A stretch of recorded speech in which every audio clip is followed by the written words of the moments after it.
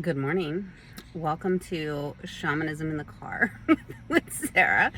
I think we might do this, and this might just be how we do videos because it works for me. And I don't have to go through all the steps of like setting things up and like making sure, like messing with air conditioners and getting a whiteboard and making sure the kids are handled. I mean, they're handled right now, but you know what I mean? Like that they're like quiet in the house, right?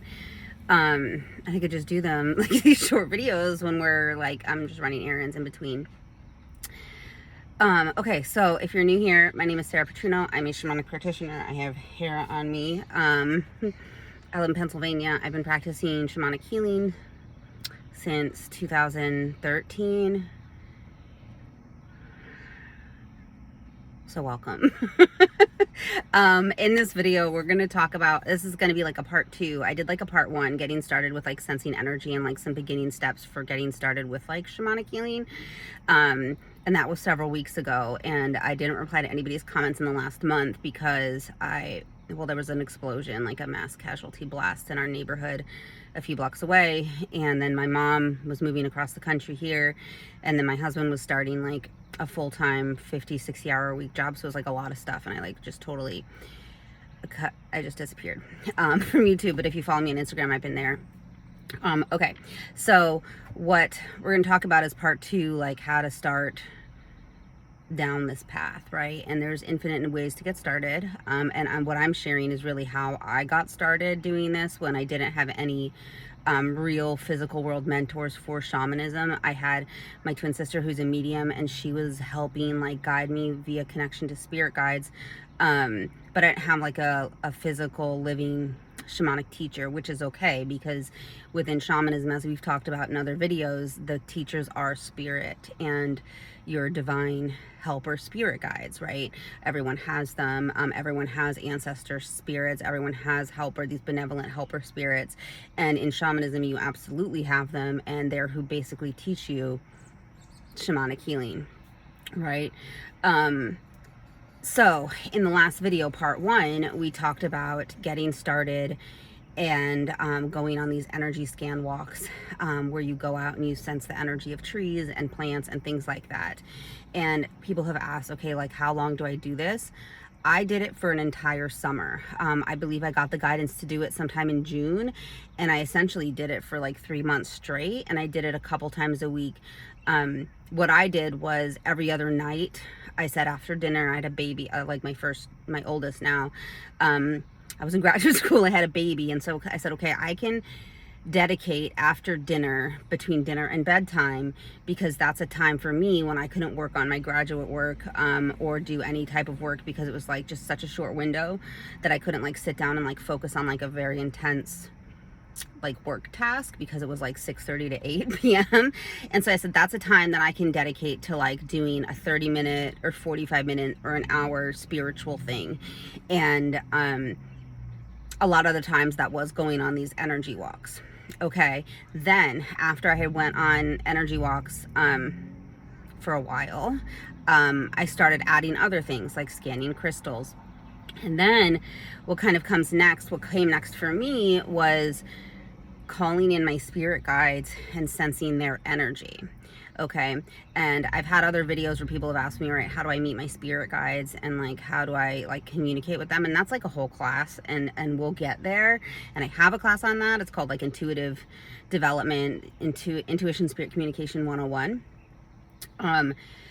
And we'll get there like over a series of videos, because it's like we have to teach about like connecting and opening a channel and doing all that things that safely. Where you can start though is starting to call them in, okay, and putting your hands out and seeing if you can feel the change in the energy around you when they come in. All right, and so the way that I'd recommend you do this is get into your spot. I think we've talked about in other videos having like a dedicated spot that you meditate in. If we don't get one of those, it can just be a chair in the corner of a room. It does not have to be an entire room. For me, for a while, it was a chair in my bedroom, and then it was like a table and a chair in the basement, and it wasn't like a whole space. It was just like a spot that I went to meditate. So go there. Then you are going to intend that you are opening a circle held in divine light. You can envision it, this glowing golden light circle around you, intending that only divine light beings and benevolent helper spirits can enter into it. Anything that is not connected to divine light cannot enter into it. That's how you're going to keep out the other things. You have to set the strong intention that anything that's connected, only things that are connected to divine healing energy and divine light can enter into that circle. And you're going to visualize that circle around you. You're going to visualize it, the light shining down over you like a spotlight. And then you're within this healing light circle. Anything that's outside of it can be divine or not divine, but if it can't come in the circle, then that's kind of how you might discern that that is not a benevolent helper spirit that's around you. Okay, so once you visualize the circle, you're sitting down, you're meditating, your eyes are closed, you visualize this glowing white light circle around you, divine light shining on you.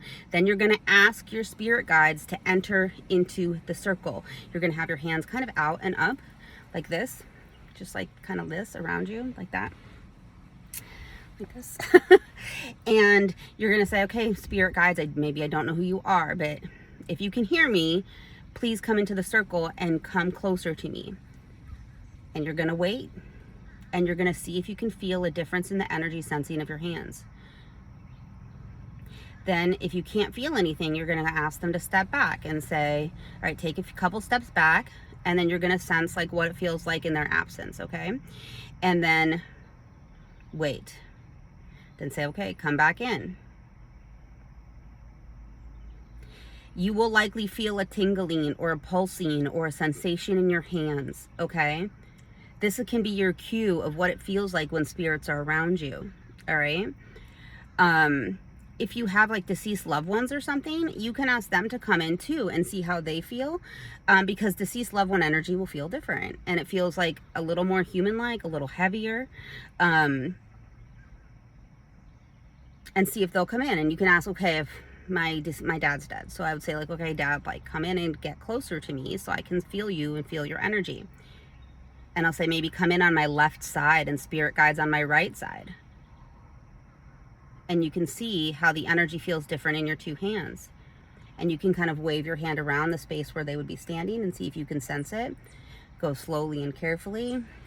Same with the spirit guides. If they're standing over here, see if you can kind of scan the energy where they are. And this is super helpful if you don't have a human that you can practice on, and I wouldn't recommend that yet anyway. But if there's not like a human or an animal or something that you can practice on, this is helpful because they're spirit beings coming in, and then you can start to sense them.